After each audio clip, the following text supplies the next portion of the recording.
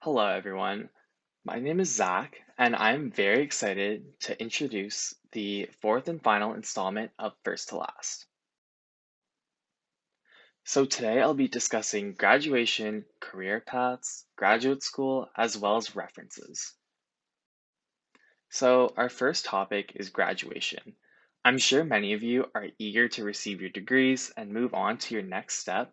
So, without further ado, let's get into the thick of things. So let's begin by familiarizing ourselves with the process.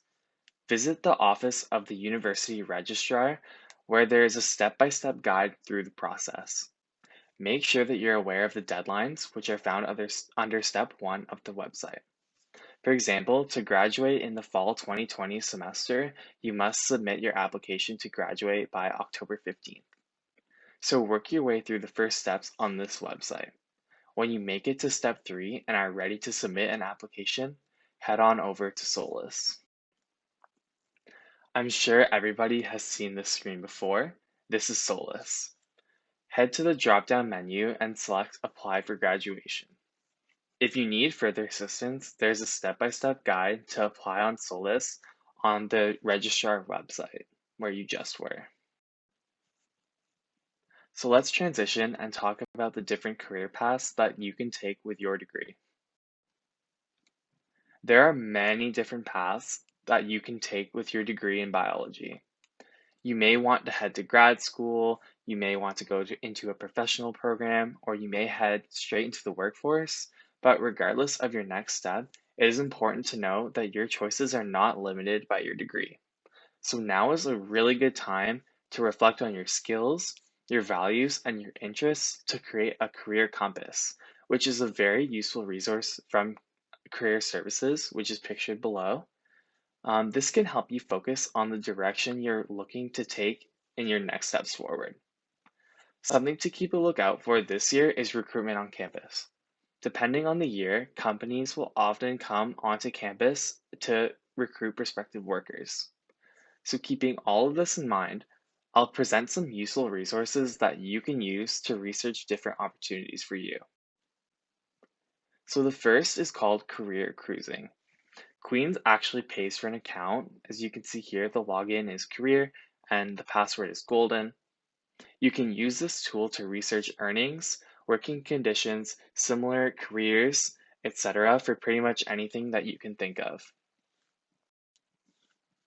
The next website is the Canadian government's Job Bank, which uses national statistics to provide useful career information.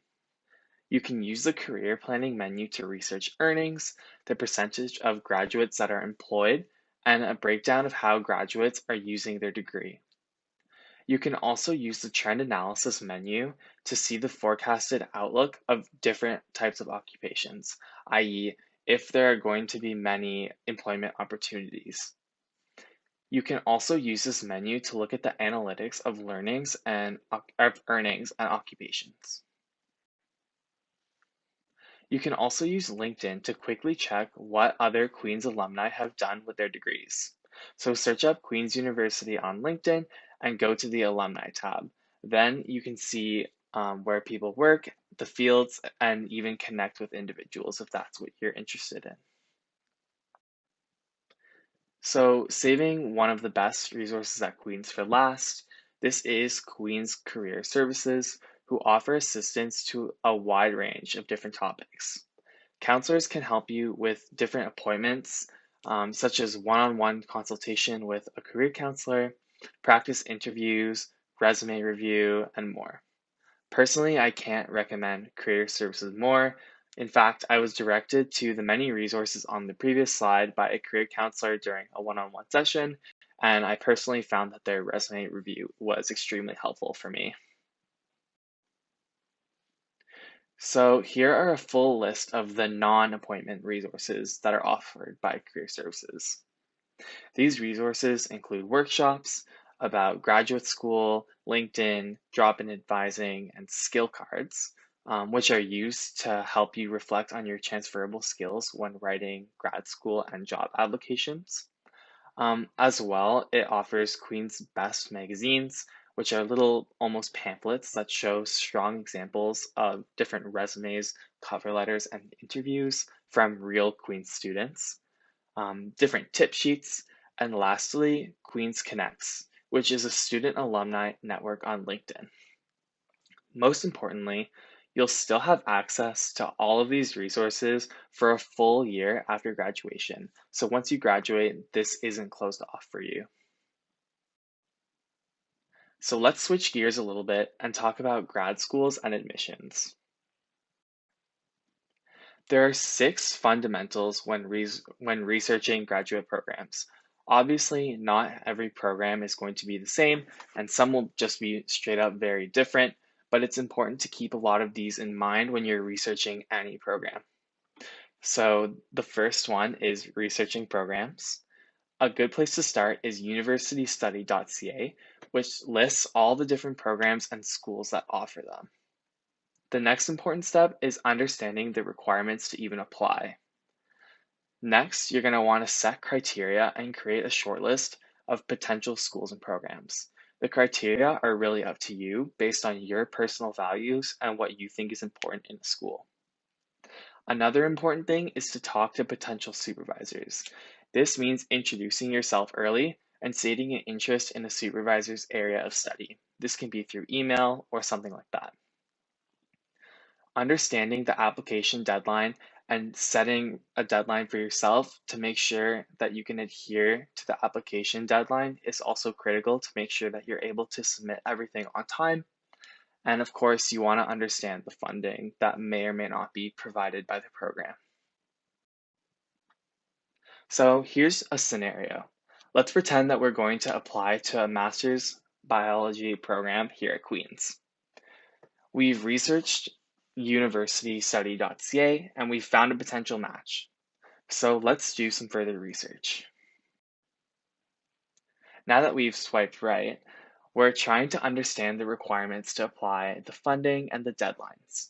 And so we've navigated to the School of Graduate Studies website, and it's given us the following graphic from which we can get an idea of the prerequisites, deadlines, and funding information. And so the next step is up to you, and it would be to contact potential supervisors in a field that you find interesting. But whether you're planning on applying to graduate school or seeking work immediately, you're going to need some good references. When choosing references, it's important to ask yourself the following questions. What can your reference say about you based on your shared experience? The best letter writers are often people who you know well, and they can provide an evaluation of your ability to perform and succeed at the next level. What information will your reference need to include? You may need to include a list of your programs and their key features, your transcript, and other application materials so that your reference knows what they should be focusing on. Lastly, if you're not planning to apply to grad school immediately after graduating, but after a year or more, make sure to connect with potential references as soon as you can so that they can make notes and keep up with you for the future.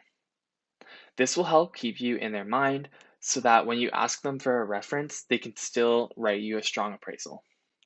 In short, communication is key, and making sure that you're open with your potential references is extremely important. So here are some final reminders regarding references.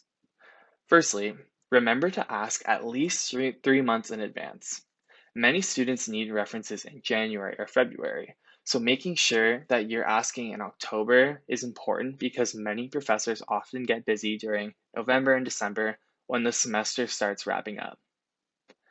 Lastly, remember to thank your references with a card or some other token of appreciation.